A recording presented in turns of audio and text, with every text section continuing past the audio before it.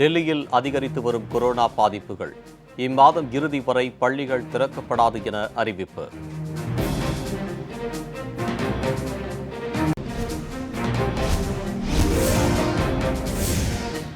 கேரளாவை விடாது துரத்தும் கொரோனா. ஒரே நாளில் 8553 பேருக்கு புதிதாக தொற்று.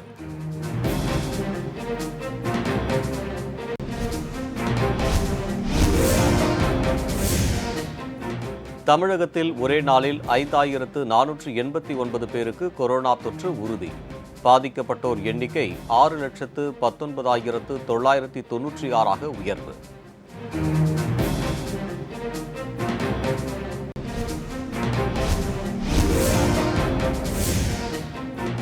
(2021) ஜூலைக்குள் 25 கோடி மக்களுக்கு கொரோனா தடுப்பூசி பயன்படுத்த இலக்கு. மத்திய அமைச்சர் ஹர்ஷவர்தன் தகவல்.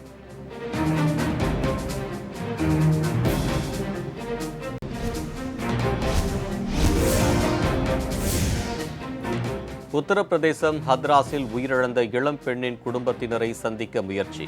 சமாஜ்வாதி, ராஷ்டிரிய லோக்தள் கட்சியினர் மீது போலீசார் தடியடி.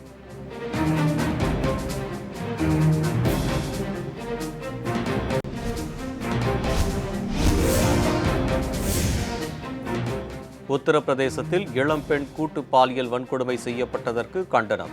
காங்கிரஸ் கட்சி சார்பில் இன்று நாடு தழுவிய அமைதி வழி போராட்டம்.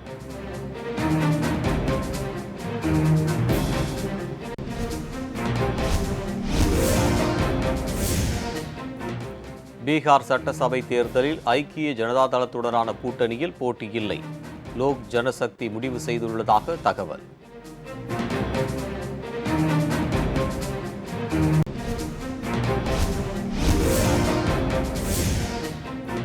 முதியோர் மாற்றுத்திறனாளிகள் தபால் ஓட்டு வசதியை பயன்படுத்துவது எப்படி?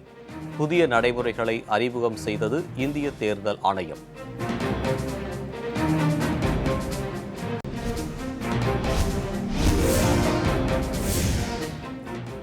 திருமணம் செய்ய மறுத்ததாக நடிகர் தர்ஷன் மீது நடிகை சனம் ஷெட்டி புகார். தர்ஷன் மீது 3 பிரிவுகளின் கீழ் காவல்துறையினர் வழக்கு பதிவு.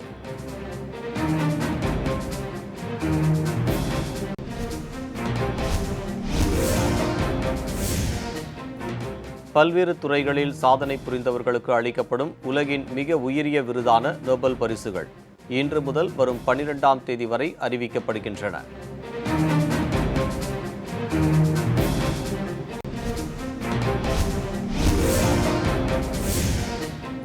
கிருஷ்ணகிரி அருகே தண்ணீர் வராத ஆழ்துளை கிணற்றுக்கு மின் மோட்டார் அமைத்ததாக கூறி மோசடி.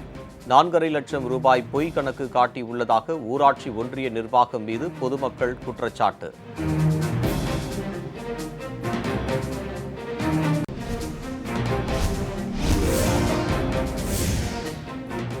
திருச்சி அருகே சமையல் எரிவாயு சிலிண்டர் வெடித்து பயங்கர தீ விபத்து.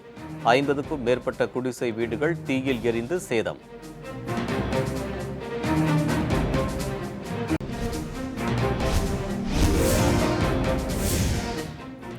வங்கக்கடல் பகுதியில் புதிய காற்றழுத்த தாழ்வு பகுதி வரும் 9ஆம் தேதி உருவாக வாய்ப்பு. சென்னை வானிலை ஆய்வு மையம் தகவல்.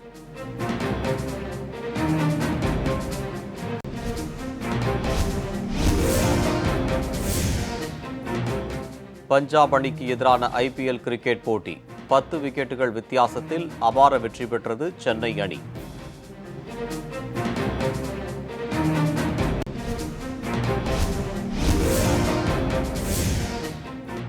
கொரோனாவால் பாதிக்கப்பட்டு மருத்துவமனையில் சிகிச்சை பெற்று வரும் அதிபர் டொனால்ட் ட்ரம்ப் தான் நலமாக உள்ளதாக வீடியோ வெளியீடு.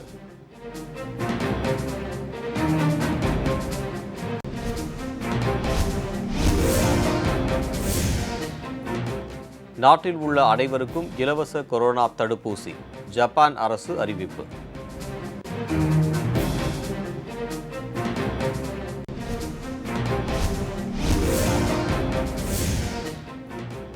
இஸ்ரேலில் கொரோனா கட்டுப்பாடுகளுக்கு எதிராக கொதித்தெழுந்த மக்கள் வீதிகளில் இறங்கி ஆவேச போராட்டம்.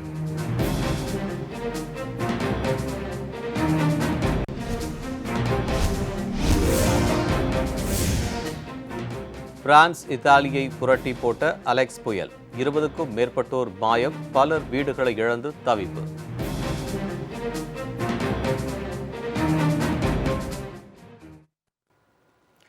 டெல்லியில் உள்ள பள்ளிகள் அக்டோபர் 31ஆம் தேதி வரை திறக்கப்படாது என்று அம்மாநில துணை முதலமைச்சர் மணீஷ் சிசோடியா தெரிவித்துள்ளார்.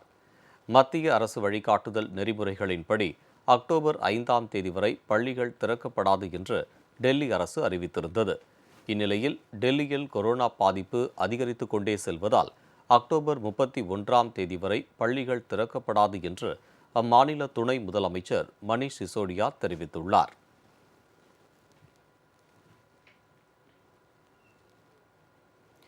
கேரளாவில் நேற்று ஒரே நாளில் 8553 பேருக்கு புதிதாக கொரோனா தொற்று உறுதி செய்யப்பட்டுள்ளது.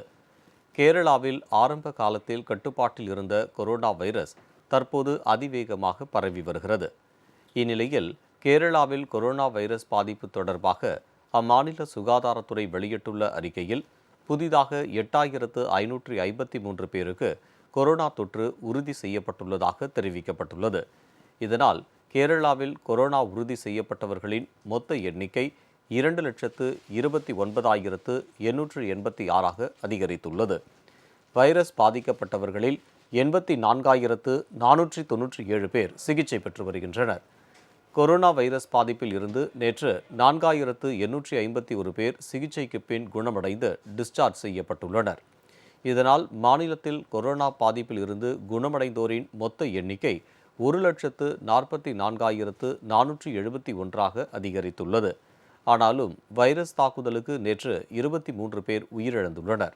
இதனால் கேரளாவில் கொரோனா தாக்குதலுக்கு பலியானோரின் மொத்த எண்ணிக்கை 836 அதிகரித்துள்ளது. 2021ஆம் ஆண்டு ஜூலை மாதத்திற்குள் சுமார் 25 கோடி மக்களுக்கு கொரோனா தடுப்பூசியை பயன்படுத்த இலக்கு நிர்ணயிக்கப்பட்டுள்ளதாக மத்திய அமைச்சர் திரு ஹர்ஷ்வர்தன் தெரிவித்துள்ளார். இதுகுறித்து தனது ட்விட்டர் பக்கத்தில் பதிவிட்டுள்ள அவர், ஜூலை 2021க்குள் சுமார் 25 கோடி மக்களுக்கு கொரோனா தடுப்பூசியை பயன்படுத்த இலக்கு நிர்ணயிக்கப்பட்டுள்ளது. கொரோனா தடுப்பூசிகள் தயாரானவுடன் நியாயமாகவும் சமமான அளவிலும் விநியோகம் செய்யப்படும் என அவர் தெரிவித்துள்ளார். தடுப்பூசியின் அனைத்து அம்சங்களையும் ஆராய உயர்மட்ட நிபுணர் குழு அமைக்கப்பட்டுள்ளதாக மத்திய அமைச்சர் திரு ஹர்ஷ்வர்தன் தெரிவித்துள்ளார். தமிழகத்தில் நேற்று மேலும் 66 பேர் கொரோனாவால் உயிரிழந்ததை அடுத்து பலியானோர் எண்ணிக்கை 9,780 கடந்துள்ளது. தமிழகத்தில் கொரோனா வைரஸ் வேகமாக பரவி வருகிறது. நேற்று ஒரே நாளில் 5,489 பேருக்கு கொரோனா தொற்று உறுதி செய்யப்பட்டுள்ளது. இதனால் தமிழகத்தில் கொரோனாவால் பாதிக்கப்பட்டோர் எண்ணிக்கை 6,19,996 உயர்ந்துள்ளது. ஒரே நாளில் கொரோனா தொற்றால் 66 பேர் உயிரிழந்ததால் பலியானோர் எண்ணிக்கை 9,784 அதிகரித்துள்ளது. சென்னையில் கொரோனா பரவல் வேகம் அதிகரிக்க தொடங்கியுள்ளது. நேற்று ஒரே நாளில் 1,348 பேர் வைரஸ் தொற்றுக்கு ஆளாகியுள்ளனர். இவருடன் சேர்த்து இதுவரை கொரோனாவால் பாதிக்கப்பட்டோர் எண்ணிக்கை 1,72,773 உயர்ந்துள்ளது. தமிழகத்தில் நேற்று 5,558 பேர் கொரோனாவில் இருந்து குணமடைந்துள்ளனர். இதுவரை 5,64,092 பேர் கொரோனாவில் இருந்து மீண்டுள்ளனர். ஹத்ராஸ் சம்பவத்தை கண்டித்து காங்கிரஸ் கட்சி சார்பில் இன்று நாடு தழுவிய போராட்டம் நடைபெறும் என அறிவிக்கப்பட்டுள்ளது. உத்தரப்பிரதேச மாநிலம் ஹத்ராஸ் பகுதியில் பட்டியலின சமூகத்தைச் சேர்ந்த 19 வயது இளம் பெண்ணை 4 பேர் கடத்திச் சென்று கூட்டு பாலியல் வன்கொடுமை செய்தனர். படுகாயங்களுடன் டெல்லியில் உள்ள மருத்துவமனையில் அனுமதிக்கப்பட்டிருந்த அவர் சிகிச்சை பலனின்றி உயிரிழந்தார். இரவோடு இரவாக அந்த பெண்ணின் உடல் ஹத்ராஸுக்கு போலீஸ் பாதுகாப்புடன் எடுத்துச் செல்லப்பட்டு உடல் தகனம் செய்யப்பட்டது. உடலை வலுக்கட்டாயமாக எடுத்துச் சென்று போலீசார் தகனம் செய்ததாக அப்பெண்ணின் குடும்பத்தினர் குற்றம் சாட்டியிருந்தனர். இந்த நிலையில் ஹத்ராஸ் சம்பவத்திற்கு நீதி கேட்டு காங்கிரஸ் கட்சி சார்பில் இன்று நாடு தழுவிய சத்தியாகிரக போராட்டம் நடத்தப்படும் என்று அக்கட்சியின் பொதுச் செயலாளர் திரு கே.சி. வேணுகோபால் அறிவித்துள்ளார். மாநிலங்கள் மற்றும் மாவட்ட தலைமையகங்களில் இந்த போராட்டம் நடைபெறும் என குறிப்பிட்டுள்ள அவர், போராட்டத்தில் காங்கிரஸ் எம்பிக்கள், கட்சி நிர்வாகிகள் பங்கேற்பார்கள் என தெரிவித்துள்ளார்.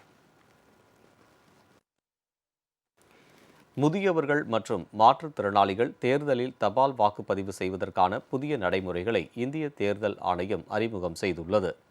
இது தொடர்பாக அனைத்து மாநில தலைமை தேர்தல் அதிகாரிகளுக்கும் இந்திய தேர்தல் ஆணையம் எழுதியுள்ள கடிதத்தில், முதியவர்கள் மற்றும் மாற்றுத்திறனாளிகளின் வீடுகளுக்கு தேர்தல் வாக்குப்பதிவு நாள் அறிவிக்கப்பட்ட 5 நாட்களுக்குள் தபால் வாக்குப்பதிவுக்கான 12D படிவத்தை வாக்குச்சாவடி அதிகாரி எடுத்துச் சென்று பூர்த்தி செய்து பெற்று வர வேண்டும் என தெரிவிக்கப்பட்டுள்ளது.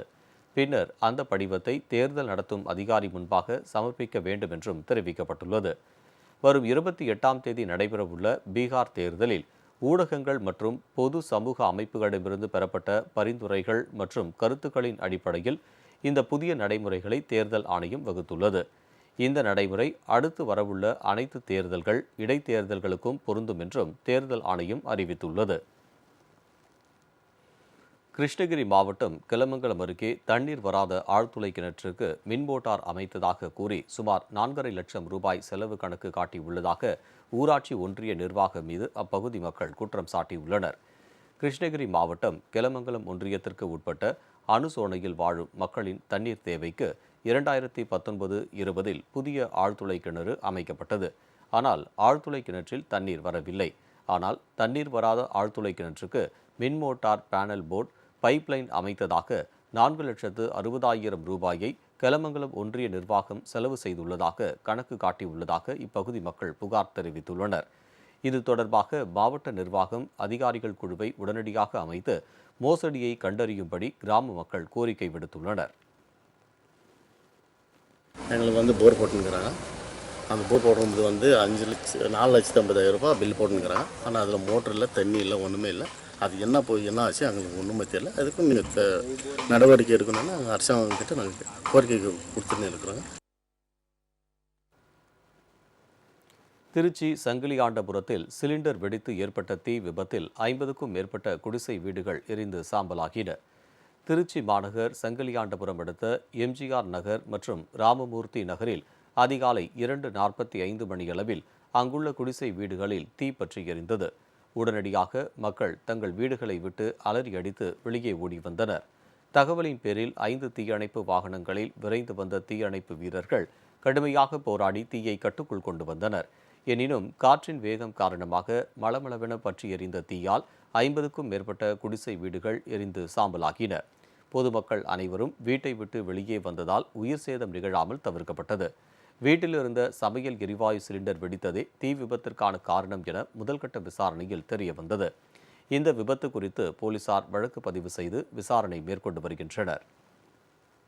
காலையில் 2:45 மணி போல் இந்த மாதிரி சங்கிலியாண்டபுரத்தில் எம்ஜிஆர் நகர் முகவரில் குடிசை வீடு தீ விபத்தாக இருக்குது அப்படின்னு சொல்லி தகவல் பெறப்பட்டது. அதன் அடிப்படையில் திருச்சியிலேருந்து 3 தீயணைப்பு வாகனம் விரைந்து வந்துச்சு. அதன் பிற்பாடு தீயின் வேகம், காற்றின் வேகம் அதிகமாக இருந்ததுனால தீயுடைய வேகத்தின் அடிப்படையில் கூடுதலாக ஸ்ரீரங்கத்திலிருந்தும் நவல்பட்டிலேருந்தும் கூடுதலாக தீயணைப்பு ஊர்திகள் வரவழைக்கப்பட்டு இந்த குடிசை பகுதியில் ஏற்பட்ட தீ முழுமையாக அணைக்கப்பட்டிருக்கு. இதற்கு கூடுதலாக மாநகராட்சியிலேருந்து வாட்டர் லாரி அவங்க வாட்டர் சப்ளை பண்ணி தீ விபத்துக்கு முழுமையாக உதவி பண்ணியிருக்காங்க. தீ விபத்து முழுமையாக அணைச்சாச்சு. தீ விபத்துக்கான காரணம் எத்தனை வீடு அப்படின்றது இனிமேல் தான் சர்வே பண்ணி அது எடுக்கப்படும் சார். நைட்டு ஒரு 2 மணி இருக்கும். ஃபஸ்ட்டு அந்த வீட்டிலேருந்து ஆரம்பிச்சிச்சு, ஃபயர் ஆரம்பிச்சிச்சு. அப்புறம் ஃபுல்லாக காற்று அடிச்சதில் ஃபுல்லாக பரவிடுச்சு. ஒரு 40 வீடு பாதிப்பு இருக்கும் சார்.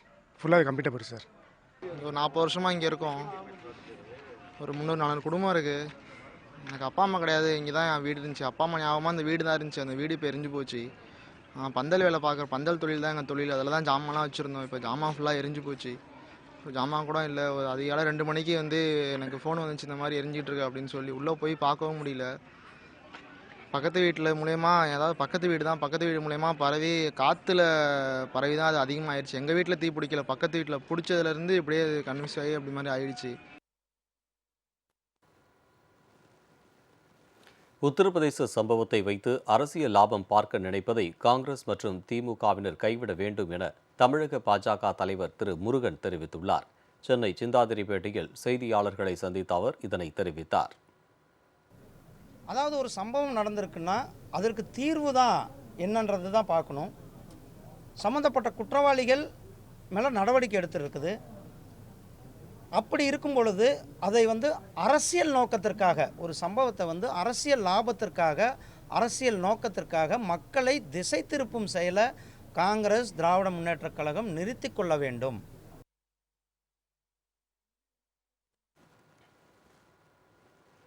நடிகர் தர்ஷன் மீது சென்னை அடையாறு காவல்துறையினர் 3 பிரிவுகளின் கீழ் வழக்கு பதிவு செய்துள்ளனர். தமிழ், தெலுங்கு, இந்தி, மலையாளம் ஆகிய மொழிகளில் 20க்கும் மேற்பட்ட படங்களில் நடித்த நடிகை சனம் ஷெட்டி சென்னை காவல் ஆணையர் அலுவலகத்தில் புகார் ஒன்றை அளித்துள்ளார்.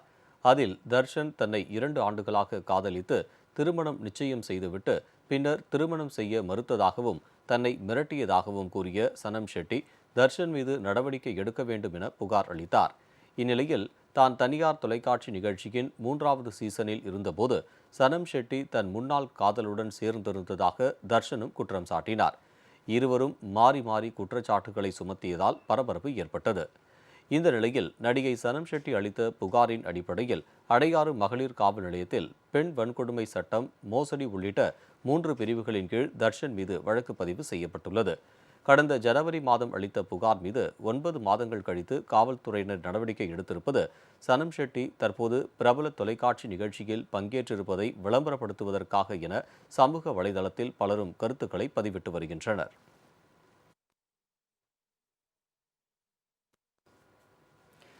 அம்மா மக்கள் முன்னேற்றக் கழகத்தின் வளர்ச்சிப் பணிகள் குறித்தும் புதிய உறுப்பினர்கள் சேர்ப்பது குறித்தும் பல்வேறு மாவட்டங்களில் கழக நிர்வாகிகளின் ஆலோசனைக் கூட்டம் நடைபெற்றது. திருவள்ளூர் கிழக்கு மாவட்டம் திருவொற்றியூர் மேற்கு பகுதி கழகம் சார்பில் எண்ணூரில் ஆலோசனைக் கூட்டம் மற்றும் உறுப்பினர் படிவங்கள் வழங்கும் நிகழ்ச்சி நடைபெற்றது. திருவள்ளூர் கிழக்கு மாவட்ட கழக செயலாளர் திரு பொன் ராஜா கழக நிர்வாகிகளுக்கு ஆலோசனை கூறி புதிய உறுப்பினர்கள் சேர்க்கும் படிவங்களை வழங்கினார். திருவொற்றியூர் மேற்கு பகுதி கழக செயலாளர் திரு கே.ஏ. குப்பன் உள்ளிட்ட கழக நிர்வாகிகள் இதில் கலந்து கொண்டனர். வேலூர் மாநகர மாவட்ட கழகம் சார்பில் காட்பாடி அருகே மேல்பாடியில் உறுப்பினர் சேர்க்கைக்கான படிவம் வழங்குதல், ஆலோசனை கூட்டம் மற்றும் கட்சியில் இணையும் நிகழ்ச்சி நடைபெற்றது. மாநகர் மாவட்ட கழக செயலாளர் காட்பாடி திரு ஏ.எஸ். ராஜா தலைமையில் நடைபெற்ற இந்த நிகழ்ச்சியில் மாவட்ட கழக துணை செயலாளர் சித்ரா விஸ்வநாதன், சோளிங்கர் மேற்கு ஒன்றிய கழக செயலாளர் பி. பாபு உள்ளிட்ட கழக நிர்வாகிகள் கலந்து கொண்டனர்.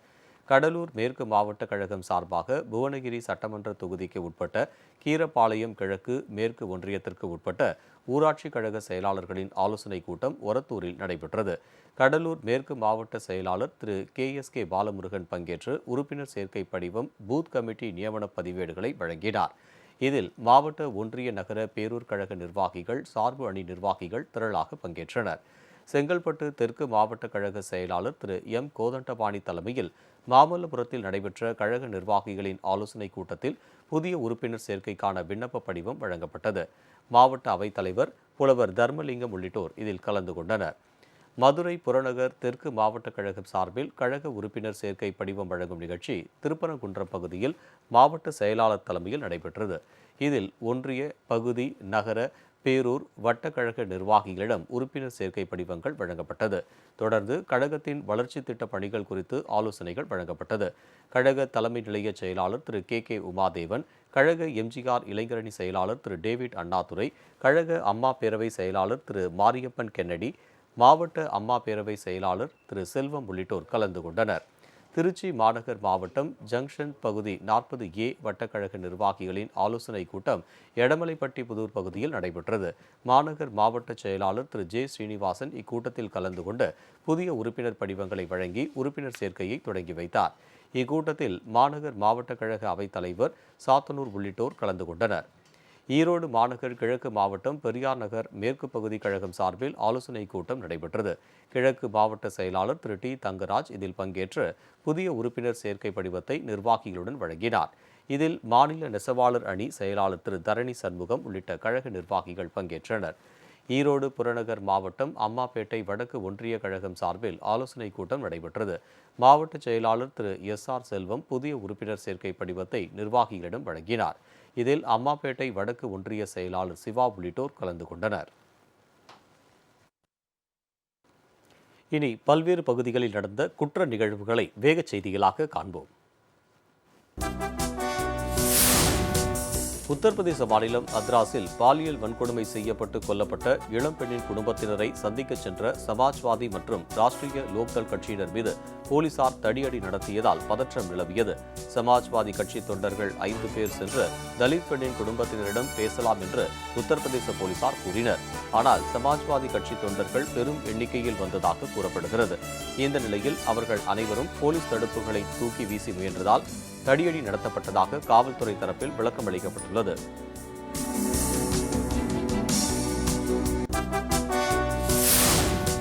பீகார் தேர்தலில் ஐக்கிய ஜனதா தளத்துடனான கூட்டணியில் போட்டியிடப் போவதில்லை என ராம்விலாஸ் பாஸ்வானின் லோக் ஜனசக்தி கட்சி அறிவித்துள்ளது. பீகார் சட்டசபைக்கு தேர்தல் அறிவிக்கப்பட்டுள்ளது. அங்கு வரும் 28ஆம் தேதி முதல் 3 கட்டங்களாக தேர்தல் நடக்க உள்ளது. இந்த நிலையில் கருத்து வேறுபாடு காரணமாக கூட்டணியில் போட்டியிடப் போவது இல்லை என லோக் ஜனசக்தியின் தேசிய பொதுச் செயலாளர் அப்துல் காலிக் அறிவித்துள்ளார். மேலும் தேசிய அளவிலும் மக்களவைத் தேர்தலிலும் பாஜகவுடன் அமைத்த கூட்டணி தொடரும் என தெரிவிக்கப்பட்டுள்ளது. நிதிஷ்குமார் தலைமையின் கீழ் பீகார் தேர்தலை சந்திக்க வேண்டாம் என லோக் ஜனசக்தி முடிவு செய்துள்ளதாக தகவல் வெளியாகியுள்ளது.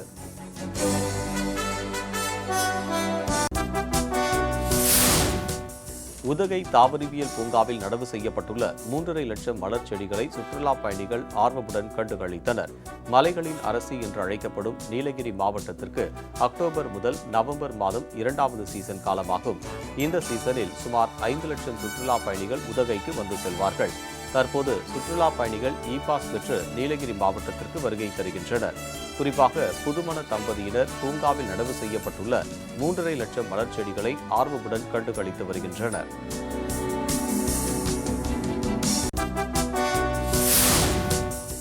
ஜப்பான் நாட்டு மக்கள் அனைவருக்கும் இலவசமாக கொரோனா தடுப்பூசி வழங்க உள்ளதாக அந்நாட்டின் அரசு அறிவித்துள்ளது. ஜப்பானில் இதுவரை 85,000க்கும் அதிகமானோர் பாதிக்கப்பட்டுள்ளனர்.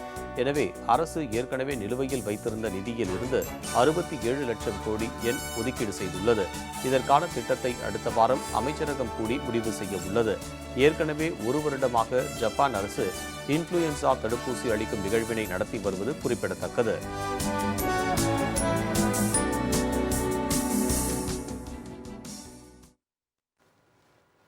பெங்களூரு போதைப்பொருள் விற்பனை மற்றும் கடத்தல் தொடர்பாக நகரின் மதுபான விடுதிகளில் குற்றப்பிரிவு போலீசார் அதிரடி சோதனை நடத்தினார்கள். கன்னட திரைப்பட உலகில் விலை உயர்ந்த சட்டவிரோத போதைப் பொருட்கள் பெருமளவில் புழக்கத்தில் உள்ளதாக கிடைத்த தகவலை தொடர்ந்து பெங்களூருவில் பிரபல கன்னட நடிகைகள் ராகினி திவேதி, சஞ்சனா கல்ராணி ஆகியோரின் வீடுகளில் அதிரடி சோதனைகள் நடத்திய குற்றப்புலனாய்வுத்துறை அதிகாரிகள் 2 நடிகைகளையும் கைது செய்தனர். இவ்விரு நடிகைகளும் பெங்களூரு சிறையில் அடைக்கப்பட்டுள்ளனர். போதைப்பொருள் கடத்தல் மற்றும் விற்பனை தொடர்பாக நாளுக்கு நாள் புதிய ஆதாரங்கள் கிடைத்து வரும் நிலையில் இது தொடர்பாக மேலும் பலரும் கைது செய்யப்பட்டுள்ளனர்.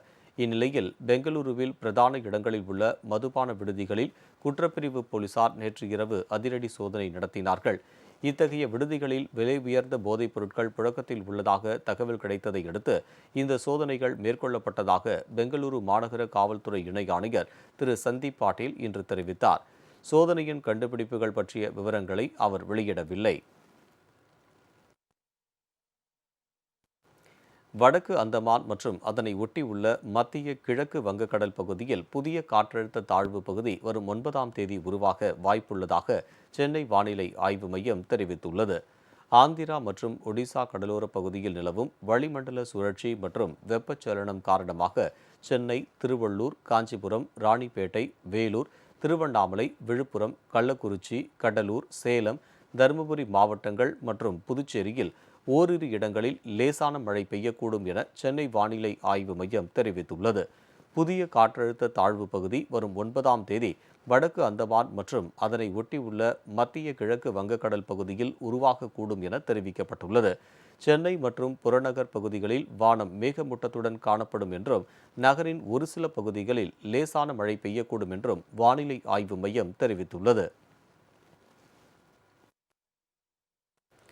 கொரோனா தொற்று காரணமாக ராணுவ மருத்துவமனையில் சிகிச்சை பெற்று வரும் அமெரிக்க அதிபர் ட்ரம்ப் தான் நலமாக இருப்பதாகவும் விரைவில் திரும்பி வருவேன் என வீடியோ வெளியிட்டுள்ளார். அமெரிக்க அதிபர் டொனால்டு டிரம்பின் உதவியாளருக்கு ஏற்பட்ட கொரோனா நோய் தொற்று அதிபர் ட்ரம்ப் அவரது மனைவி மெலனியாவையும் தாக்கியுள்ளது. ட்ரம்புக்கு நேற்று முன்தினம் காய்ச்சல் ஏற்பட்டதால் ராணுவ மருத்துவமனையில் சிகிச்சைக்காக அனுமதிக்கப்பட்டுள்ளார். அங்கு அவர் மருத்துவர்களின் தீவிர கண்காணிப்பில் இருந்து வருகிறார். இந்நிலையில் 4 நிமிடங்கள் ஓடக்கூடிய வீடியோ செய்தி ஒன்றை ட்ரம்ப் தனது ட்விட்டர் பதிவில் நேற்று வெளியிட்டுள்ளார். அதில் அவர் நாம் செய்ய வேண்டிய பணிகள் நிறைய இருக்கிறது என்றும் அந்த வேலையை முடிக்க மீண்டும் திரும்பி வருவேன் என தெரிவித்துள்ளார். பல்வேறு துறைகளில் நிகழ்த்தப்படும் சாதனைகளுக்குரிய உலகின் மிக உயரிய விருதான நோபல் பரிசுகள் இன்று முதல் அறிவிக்கப்படுகின்றன. மருத்துவத்துறைக்கான நோபல் விருது இன்று அறிவிக்கப்படுகிறது. இதனைத் தொடர்ந்து இயற்பியல் துறை சாதனைக்கான நோபல் பரிசு செவ்வாய்க்கிழமையும், வேதியியல் துறைக்கான நோபல் பரிசு புதன்கிழமையும் அறிவிக்கப்படுகின்றன. வரும் 8ஆம் தேதி இலக்கியத்திற்கான நோபல் பரிசும் 9ஆம் தேதி உலக சமாதானத்திற்கான நோபல் பரிசும் அறிவிக்கப்படுகின்றன. இந்த வரிசையில் கடைசியாக பொருளாதாரத்திற்கான நோபல் பரிசு வரும் 12ஆம் தேதி அறிவிக்கப்படுகிறது.